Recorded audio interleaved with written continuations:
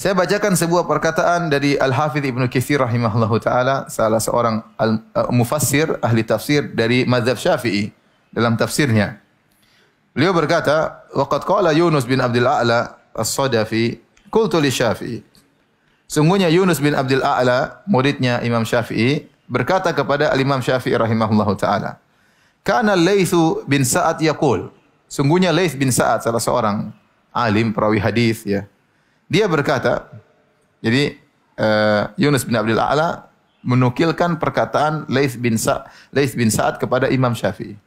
Wahai guruku Imam Syafi'i, sungguhnya Laits bin Sa'ad rahimahullah pernah berkata, "Idza ra'aitumur rajula yamshi 'alal ma' fala taqtarru bihi hatta ta'ridu amrahu 'alal kitabi wa sunnah." Laits bin Sa'ad pernah berkata, jika engkau melihat ada seorang berjalan di atas air, maka jangan terpedaya dengan orang tersebut sampai kalian timbang amalan dia di atas Al-Quran dan Sunnah. Ya.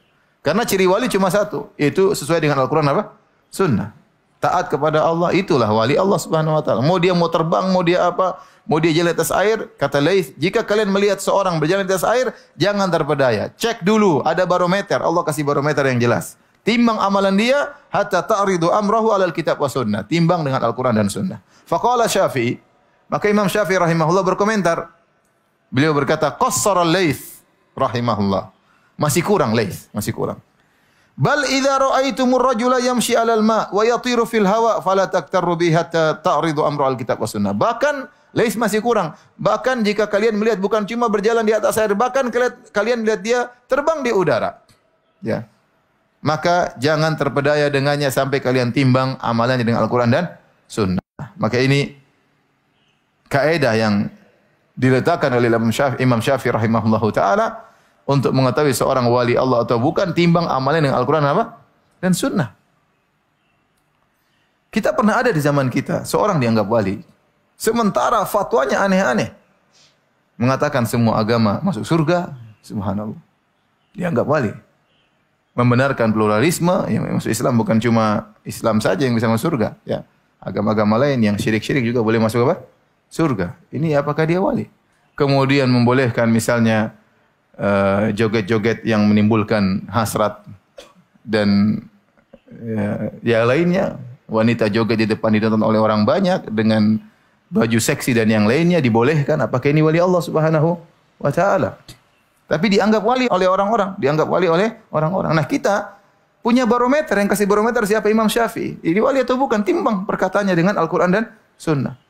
Apakah dia ngomong begitu sesuai dengan Al-Quran Sunnah? Oh, kalau enggak berarti bukan wali Allah. Gampang. Mau dia mau sakti kayak apapun, dia mau bikin langit biru jadi langit merah, kita enggak percaya. Paham? Masih ada yang lebih sakti dari dia. Dajjal bukan wali Allah Subhanahu wa taala. Dajjal nanti datang lebih sakti daripada dia, dan itu bukan wali Allah Subhanahu wa taala. Kemudian Al-Imam Ibnu Hajar rahimahullah taala dalam Fathul Bari berkata, ya. Innal ladzi istaqarra 'inda al-'amah anna kharqal 'adah yadullu 'ala anna man waqa'a lahu dzalika min awliya'illahi ta'ala wa huwa ghalat. Perhatikan yang kata Ibnu Hajar. Yang terpatri di masyarakat umum bahwasanya siapa yang bisa melakukan suatu yang karamah kharqul 'adah, bukan apa kharqul 'adah itu suatu yang aneh di luar kebiasaan. Kharqul 'adah yaitu melawan kebiasaan, dia memiliki kelebihan yang tidak dimiliki oleh orang lain. Ya, tiba-tiba bisa terbang, tiba-tiba bisa loncat yang sangat jauh. Kebal ini, kebal anu. Maka orang tersebut dianggap wali-wali Allah Subhanahu wa taala wa huwa ghalatun mimman yaqulu. Ini kesalahan orang yang berpendapat demikian. Kata Ibnu Hajar, ini kesalahan. Fa innal khariqa qad yadhhar ala yadil mubtil. Kenapa? Karena keajaiban itu bisa muncul dari orang yang ahlul batil. Bukan cuma ahlul haq yang bisa melakukan keajaiban. Ahlul batil juga bisa melakukan kebatilan. Min sahir, penyihir. Penyihir bisa sakti enggak? Sakti. Orang perutnya bisa dimasukin apa? Panci dalam perut. Orang yang tadinya enggak suka jadi suka sama, Masya Allah, sakti. Perempuan jadi suka sama dia, ya. Kalau pakai susuk kemana-mana jadi karismatik. Orang lihat apa? Karismatik, subhanallah. Dan itu benar, itu ada. Itu ada. Pasang susuk jadi lebih kelihatan cantik, lebih kelihatan seksi, lebih kelihatan gagah, ya. Lebih karismatik, orang jadi segan sama dia. Sihir, ya. Wa kahin bisa sihir, bisa dukun, dukun juga bisa apa? Sakti ya. Tahu-tahu barang hilang bisa ketemu, ya enggak? Barang hilang bisa apa? Ketemu ya. Orang sakit mungkin bisa sembuh ya. Penyihir ya, bisa. Dukun bisa. Warahib, pendeta juga terkadang bisa sakti ya. Padahal musyrik. Oleh karenanya keajaiban itu bukan ciri khas wali. Karena yang melakukannya bisa banyak orang. Bahkan tidak mesti wali punya keajaiban, nanti akan kita jelaskan. Jadi maksud saya Ibnu Hajar sedang membantah pendapat orang-orang awam yang menyangka bahwasanya kalau orang sudah melakukan keajaiban berarti dia wali. Kata Ibnu Hajar bahwasanya ini tidak benar. Bahkan ahlul batil, orang yang melakukan kebatilan, orang musyrik juga bisa melakukan apa? Melakukan keajaiban. Fayahtaju man yastadhillu bidzalika ala wilayati auliya'illahi ta'ala ila farik. Kalau gitu harus ada pembeda yang lain. Wa aula ma dzakaruhu an yakhtabiru halu man waqa'a lahu dzalik fa in kana mutamassikan an yukhtabaru halu man waqa'a dzalik lahu fa in kana mutamassikan bil awamir syar'iyyah wan nawahi kana dzalika alamata wilayatihi wa man la fala wa billahi taufik.